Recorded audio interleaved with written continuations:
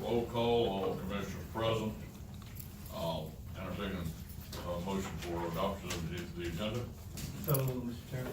I have a motion and a second. All those in favor? Aye. 5-0. All right, any petitions from public? Yes, sir. All right. Okay, Paige Kelly and Carter Bragg, for Dr. Cap. Come on up. You guys are so serious today. Oh, Appreciate you guys having that. Oh, there's that microphone. I don't normally need a microphone because I'm really loud. So, my name is Sergeant Frank. I spent 28 years in the military and local law enforcement down in South Florida, and I created a nonprofit called Adopt a Cop USA to mentor children and to bridge the gap between law enforcement agencies and the community. Which I've been in your community for a little bit of time, and I can tell you, you guys are way ahead of the curve with South Florida. I spent a long time in the concrete jungle, and I was just at a little tiny place here, and your kids are so unbelievably polite. I'm not sure if I can even help your community. But, and then in addition to that, we also do a lot of fundraising type programs, and we support military and firefighters and everything else in between. So whatever the need is, we like to bring our resources to help you guys. The reason I came tonight was to kind of introduce you to some of the things you're gonna see in your community. For example, a police car with a basketball hoop welded on the front of it. That's not very normal. So I just wanted you guys to see the crazy behind our program, because it's a crazy world that we live in. And I appreciate the County of Madison and definitely the City of Madison for welcoming their arms to our nonprofit program in your community. So when you see me out there, and there's another small part of my program where you might see a giant German Shepherd with a cowboy hat walking downtown, please don't call animal control. It's just a guy trying to make a difference in our world today. So thank you very much for your time. I have cards for all of our, obviously your commissioners here and everybody else in the room. So you can take a look at our program and see how we can help you guys with things you have in your community. Thank you very much. Thank you. Painless. All right. Serious though. We'll entertain a motion for approval of the minutes from the regular meeting held May 8th, 2019, and approval for the minutes from the workshop held on May 14th. And I want to personally thank Mr. Walter for stepping in my place while I was a little under the weather. Motion to approve. Second. I have a motion and a second to approve both. All those in favor? Aye. All opposed, same sign, 5-0. All right, constitutional officers, Sheriff. Thank you, Mr. Chairman. Just a couple of things real quick. Just to give you a heads up, we'll have our budget submitted next week prior to June the 1st, so you'll be getting that real soon. Minor changes, nothing dramatic. The other thing that I wanted to mention tonight, last county commission meeting, I asked Lonnie to do an investigation at my request for Root Man Road. We had some complaints there that have escalated regarding the speed and as well as the litter. We've been working on the speed, and by the way, wrote our first citation with the new ordinance at the at number 8 at the boat ramp. So we're waiting to see how this plays out, if Tom is gonna have to prosecute or if they're gonna willingly pay the fine. But we really want that, in investigating my own self with this Root Man Road. Cherry Lake Circle is 35 miles an hour. Then you've got Root Man that's 45, and then Captain Bowie is 35. I would challenge you to go Cherry Lake Circle and drive south on Root Man and see if you can go 45. There's like a series of S curves through there, and people try to walk, and now we've got the summer traffic again. It's been an ongoing issue. One of the people that brought it to our attention is Mr. Gonyers. He's here tonight. If y'all have any questions with him, he'd be glad to tell you his thoughts on it. But what I would suggest, I don't want to jump ahead, but I know it's in the in Lonnie's part in the on the agenda tonight. But I would ask you to go ahead and vote to make this speed limit 35. That's going to be my request and my suggestion, and we can investigate it all day long. But it needs to be 35, and I don't think you'll have any complaints. I know that if you wanna go up there and talk to Carol Haddon or Lloyd Haddon or any of that crew that live on that road, they'd be glad to let you know how they feel as well. So, I don't know if this takes a vote or if it's, or what it takes, but that's what I would request. We will, be looking at when Mr. Lonnie brings his report. Well, I'm asking you to do it now, that's why I'm one point, while I'm here, if there's any questions, cause if you want, I can answer any more, or Mr. Goggins would be glad to come up here and tell you that, or if you wanna go ahead and speak to Lonnie, I just would ask you to do it while we've got these people here, so then waiting. I'll tell you what we'll do, Lonnie, if you'll come forward, we will move down to number one, Public Works.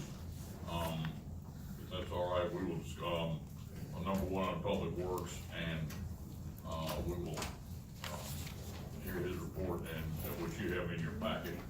And, I won't say, I was up there the other day, I wrote it down, I totally agree with the Sheriff, the S-curves are 45 ridiculous, that's fine. Yes, sir, I did, take a trip through Root Man Road, and due to the curves on the road and limited sight distance, I think we're well within the, specifications of the DOT. You know, they won't give you specific specifications because everything varies with the curves and the hills and what have you, but, we feel like that it's no problem at all changing to 35, it's just a matter of changing the signs out, and we can do that in a matter of a day or two. Well, I'd love to see it done before Memorial Day weekend, if that's possible. We're gonna be up there hot and heavy, we're gonna be up there, we're gonna have our boat up there, I'm gonna have a lot of enforcement out. The biggest issue with us is that if it's 35, it makes it easier to enforce a speed limit, because we give a pretty good variance when we write citations, normally about 15 miles an hour. So it helps us if that's the lower speed limit, people aren't gonna do 35, they're gonna do more than that. But I think it would make a huge difference. Mr. Chair, that would be my motion. Okay, I have a motion and a second to, approve the speed limit reduction from 45 to 35, all those in favor, say aye. Aye. Is it all of Root Man Road, or is it a section of Root Road? All We'll of do it. the whole road. Whole road, the entire road. okay. That's the only thing, it just needs to be plain that we're talking about the whole road, or, I say if it's a section, but Yes. if we're We doing the can whole do the whole road, that's road. fine. All right. And to clarify, they may be, if we have to put up new signs, we may not can get it done by this weekend because we have to do locates for the phone cases. But if we're changing out the signage that's there, we can do that with no problem. Okay. That's only one thing, when you do that, I know that there were some littering signs that got torn down or misplaced, and We'll we could check on replace those. those as well. Sure. All right. And if you look, Mr. Chairman, you certainly do it that way. It needs to reference, so the minutes need to reference that as pursuant to section 316.189, paren 2, that y'all are, lowering the speed limit on all of Root Man Road, the whole length of the road, and then it'll be done. All right, does that we need to redo the motion? No, I mean, as long as that's in the. Mr. Clark has it in the minutes, so noted, we have a 5-0 vote, passed, thank you very much. Yes, sir. I appreciate you going out and question that, Mr. Chairman.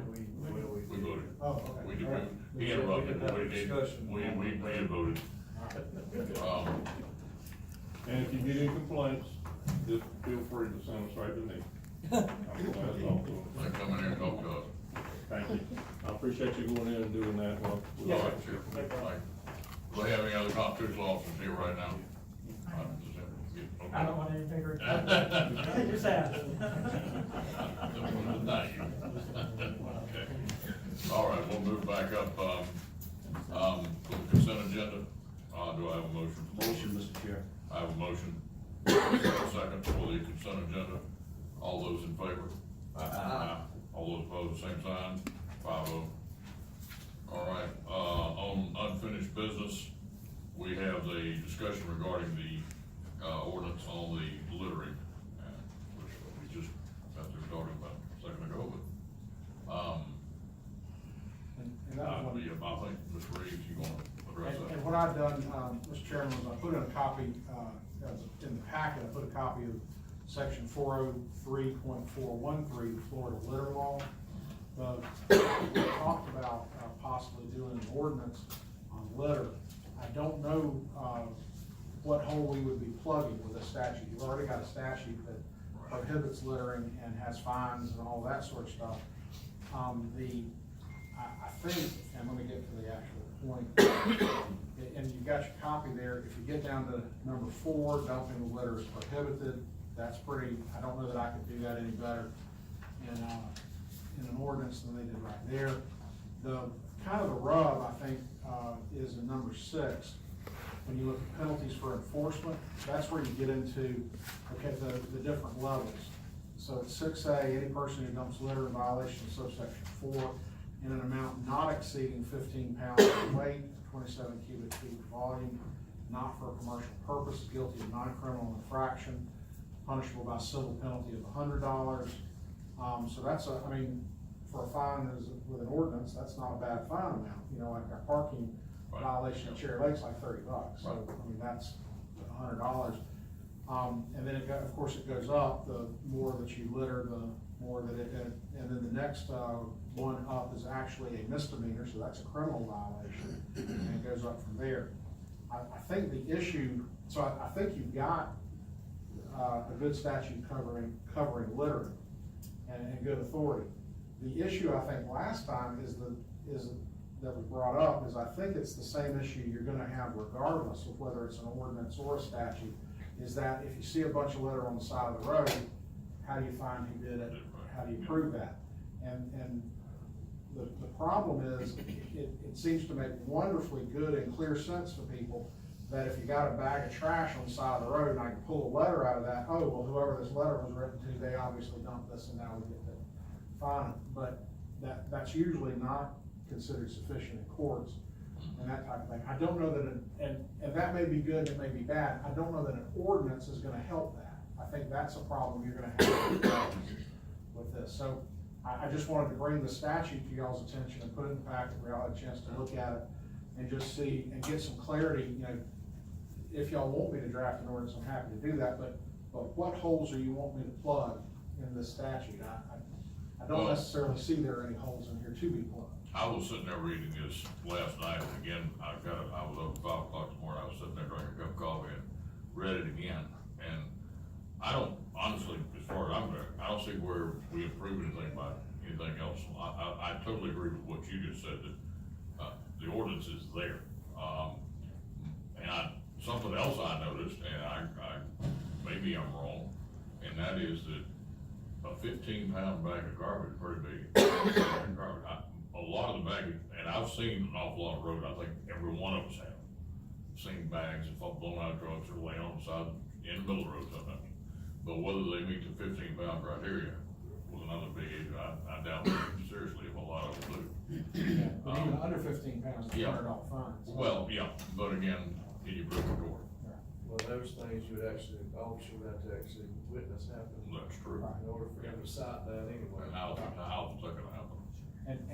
And the thing, I don't see how an ordinance gets us any better than what we got now. Well, That's the. that was about that. And the other thing, remember, is that if with an ordinance, we prosecute that. I mean, this is Yeah. state statute.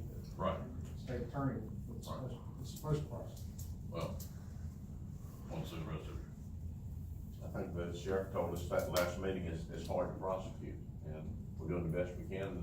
The state's already can't handle it. There's no sense in us reinventing the wheel.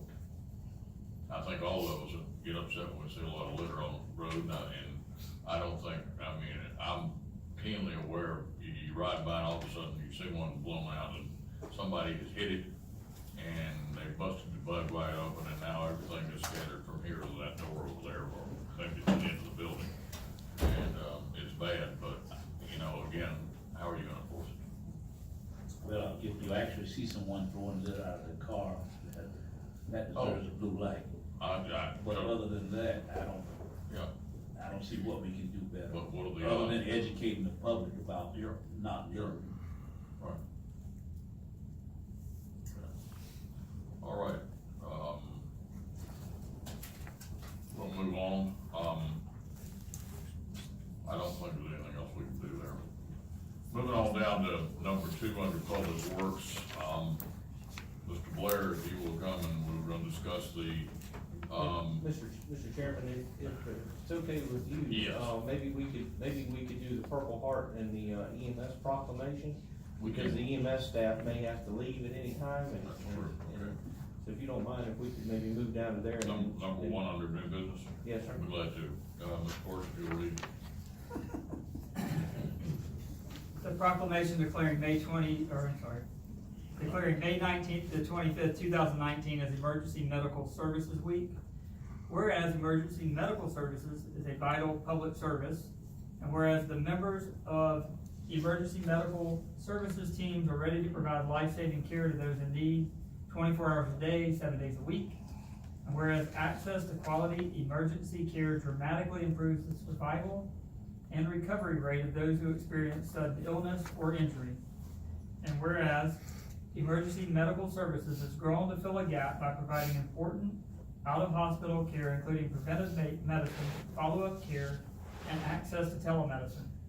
And whereas the emergency medical services system consists of first responders, emergency medical technicians, paramedics, emergency medical dispatchers, firefighters, police officers, educators, administrators, pre-hospital nurses, emergency physicians, trained members of the public, and other out-of-hospital medical care providers. And whereas the members of emergency medical services teams, whether career or volunteer, engage in thousands of hours of specialized training and continuing education to enhance their life-saving skills. And whereas it is appropriate to recognize the value and the accomplishments of emergency medical services providers by designating Emergency Medical Services Week. Now therefore, the Madison County Board of Commissioners do hereby proclaim the week of May 19th to the 25th, 2019 as Emergency Medical Services Week.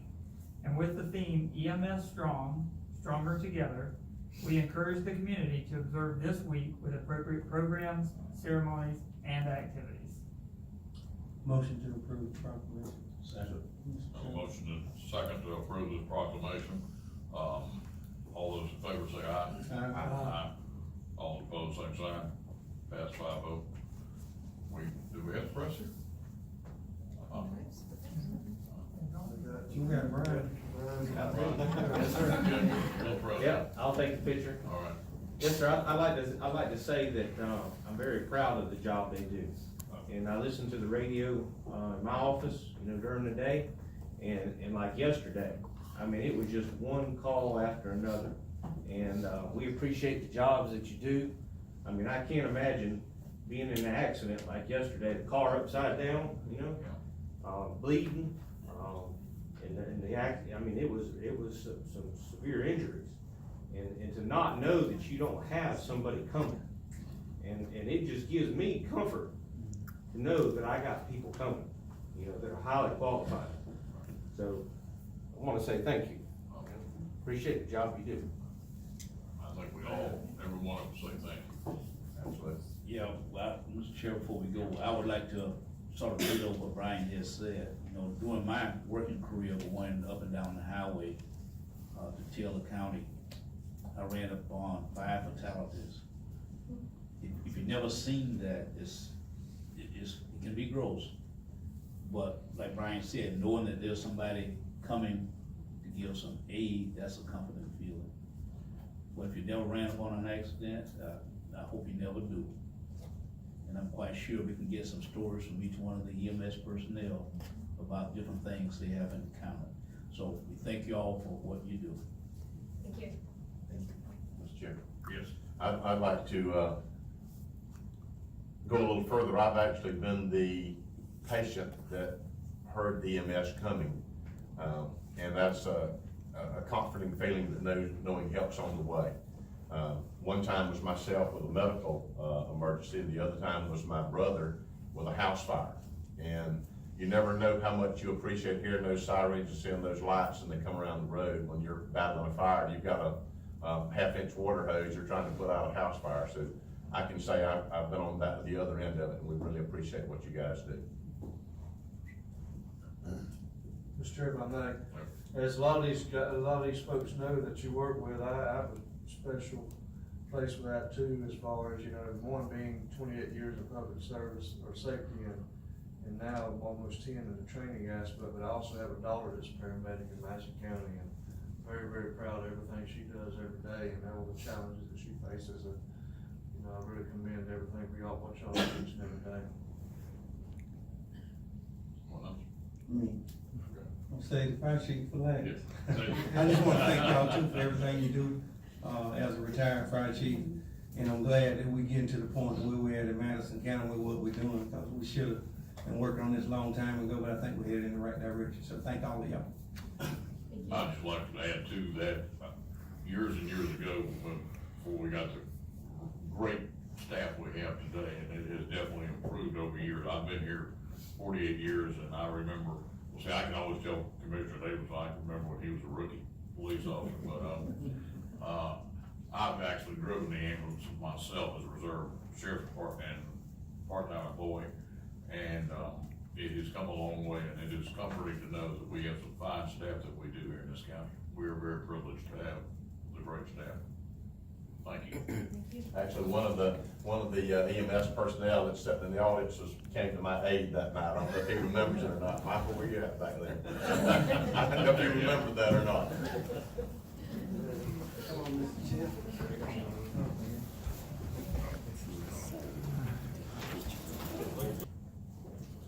All right, that was pleasant. We, move back up to Public Works. We're on, We get Purple Heart. Then we'll do them. you wanna get Purple Heart, we Yes. still want to keep on, okay. Presentation of Purple Heart recognition, Trish Hinton and Oliver Bradley. Come on up.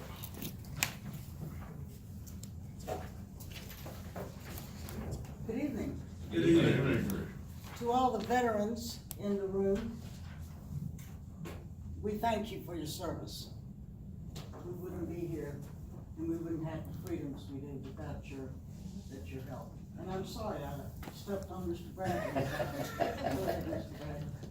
Bradley. Mr. Chairman, Commissioners, Brian, we thank you all for support of the veteran services here in Madison County and all the do that we can continue to serve. We really appreciate it. We're back again. We have already been designated as a Madison County community, as a Purple Heart community.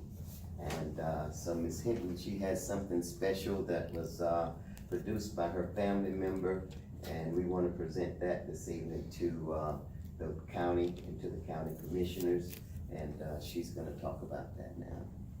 Very briefly, I come from a long line of veterans, beginning with the American Revolution. Most recently, a veteran in my family, my brother, a good old Greenville boy, served in Vietnam.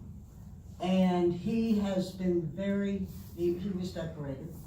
And over the last few years, he has been a national advocate for veterans, working primarily through the VFW. He started a project a few years ago and had commissioned limited edition prints that tell the history of the Purple Heart and service stripes. And as you may know, General Washington and General Orders had these begun in 1782 at the end of the American Revolution, and that it was revived about 200 years later. At any rate, my brother and I have made a project of presenting these limited edition prints to cities, counties, and organizations that have proclaimed themselves Purple Heart entities. So if you would bless us by accepting this, paying tribute to all veterans, men and women, who have served our country honorably from our Madison County, and particularly those who have received the Purple Heart, we'd be most grateful. Thank you. Thank you, Trish. We're We honored. would also like to request, we have a vacant wall just outside the door here. If we could use that to hang this, and we have Lee, Greenville, Madison County, and the city of Madison have all been designated as, and they've done proclamations. And we would like to hang them out there as well as this to show that we are a Purple Heart County. That's all right. I think that's great. Yeah. I do want to remind everyone that Monday is Memorial Day, We will be having a program out at the gazebo at 11 o'clock a.m. and, should be an exciting county, program. And, we're gonna have hot dogs and apple pies as well. I want you to come. Very good. Thank you. Thank you, Mr. Christian, thank you all.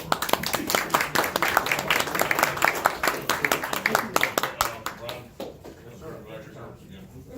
Could you tell them again? Yeah.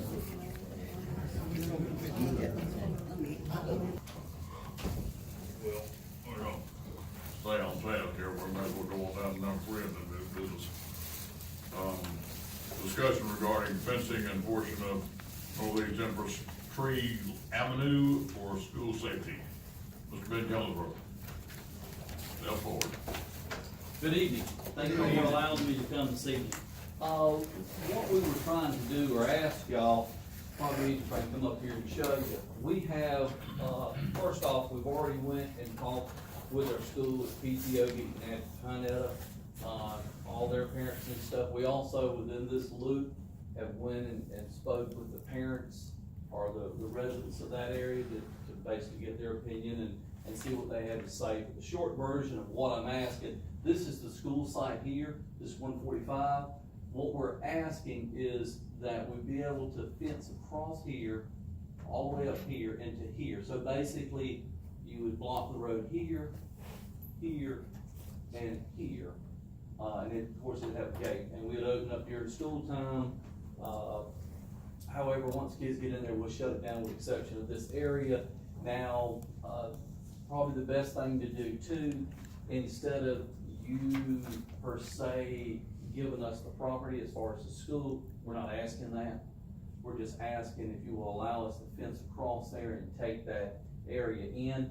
And if, for whatever reason, if it ever were to happen, which I don't see it, but I mean, just in case it did protect y'all, if that school went away from public school setting, then you basically, I mean, it's yours anyway, but then you take it back over. I mean, so that way that would be as fair as, I think we could be. And that, the short version, that's what I'm coming to y'all and asking your permission if you would allow us as a school district. We'll put the fence up, of course. I mean, if you want to, you're more than welcome, but, we've got funds that we'll do that with. So that's, The property owners to the west, none of their drives are on where we're wanting to close, right? no, sir, there's none here. Actually, this house that's here, they enter from over here. So I mean, it's right here, so you'd still be able to go this way, here, and then block here. And then, you know, as far as the area for the church, there's plenty of parking up here, for the congregation and stuff, so that wouldn't affect any of those type things. And we would like to, if permitted, to be able to do this during the summer. Which would be kind of hard to do before school's out anyway, seeing March last day of school. But that's, you know, that's our intention, so that when school rolls back in, we already have things in place, because as you know, it's a lot easier to deal with things right off the beginning than you modify midstream. Mr. Reeves, may I ask a question? This is gonna require a public hearing. You are so authorized. Thank you. Mr. Chairman, Yes. I move that we go ahead and start the road closure procedure process on this request. I second. All right. Discussion on the All right, yeah, okay, well, I have a motion and a second for discussion. Go ahead, Mr. Commissioner. So Tommy, you don't see no problem with it? I think we probably don't need to do a true road closure. If you close, the problem with the closure is, see, when you close a road, then what happens by operational law is the two property owners now get title to the center. So if we close the road, they wouldn't have that whole piece of property, the road's on to travel anymore. I think what you do is we would just enter into an agreement that the school district is allowed to fence that section of road and open it and close it as they see fit for the purposes of the school. You will gate it. Now, and we're not just putting up gates, now y'all are gonna fence the road. Yeah, there's gonna be a gate across here, the fence will come down, Right. gate here, fence down, and a gate here, so it basically will be closed in for the school, to give us a little bit more buffer. So we just entered an agreement that allows them to do it. It's similar to what the city did, with, Gordon. I mean, Well, if that's the case, I guess I need to withdraw my motion.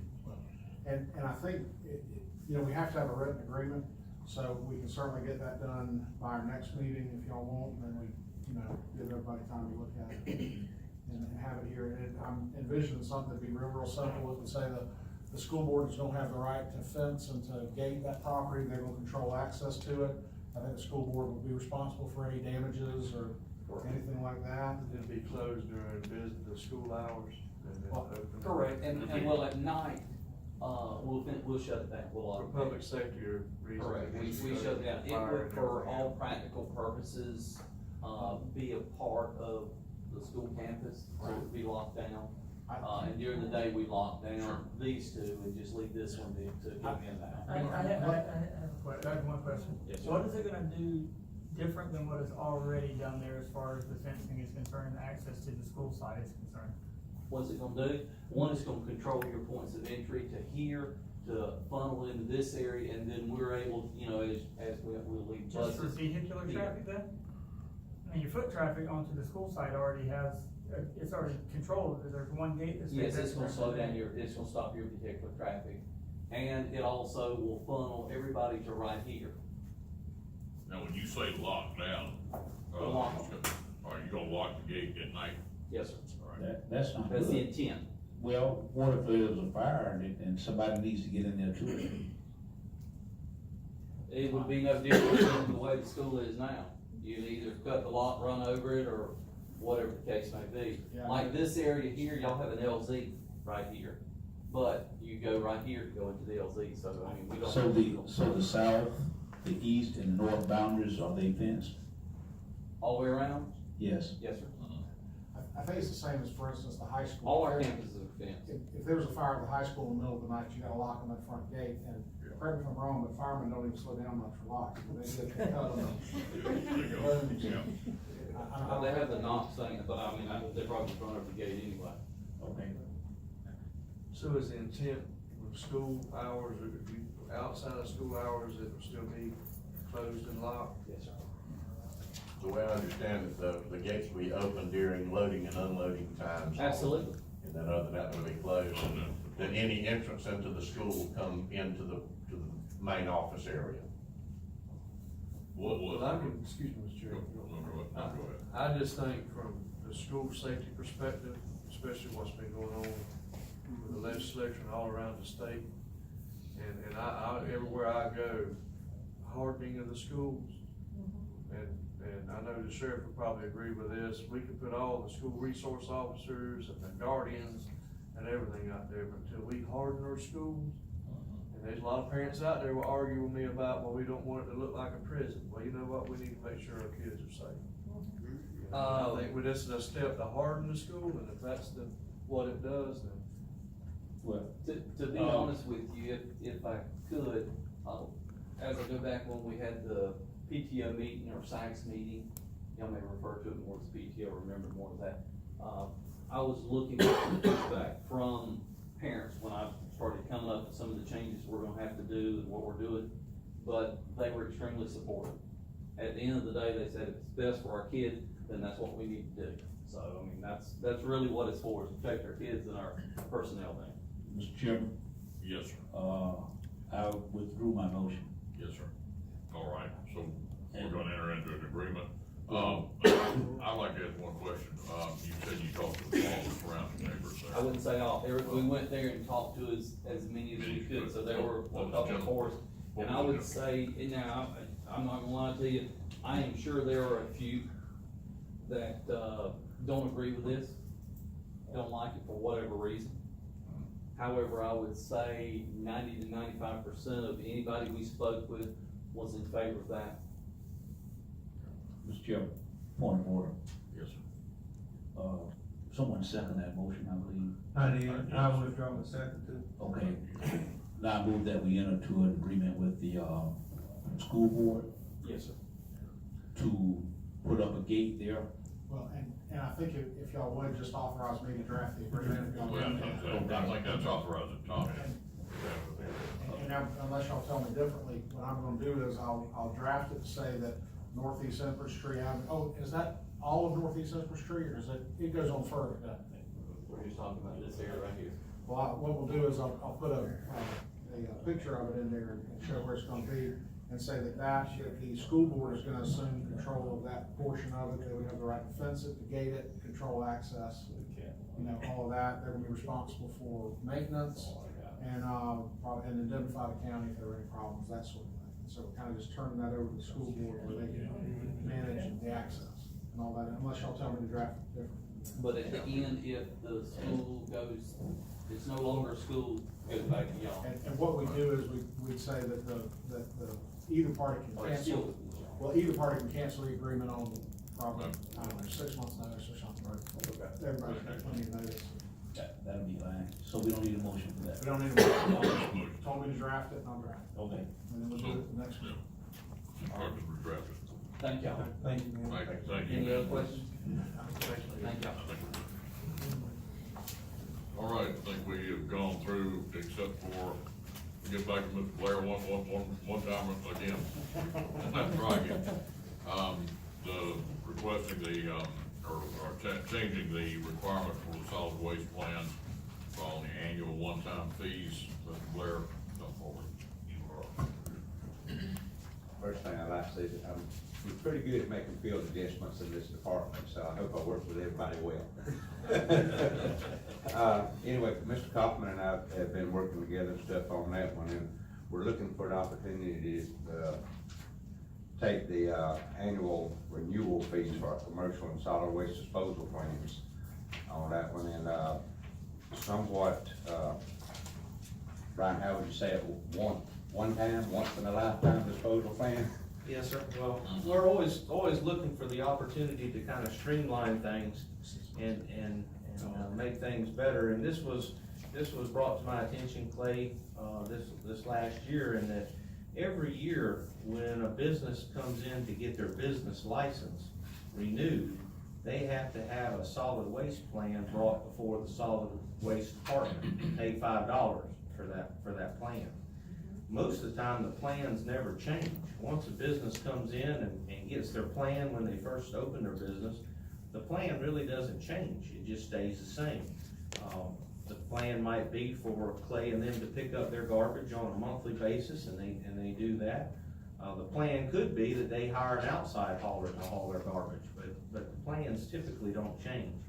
But as we read through the ordinance that talked about the plans, it really doesn't say we have to do that annually. Yes, they have to get the occupational license annually, but we really don't have to do the business plan annually. So what we were wanting to do is come to y'all and recommend that we only do the business license once when they open their business. After that, they keep the same plan, and yes, they have to show that plan to get their business license, but it would be the same plan every year.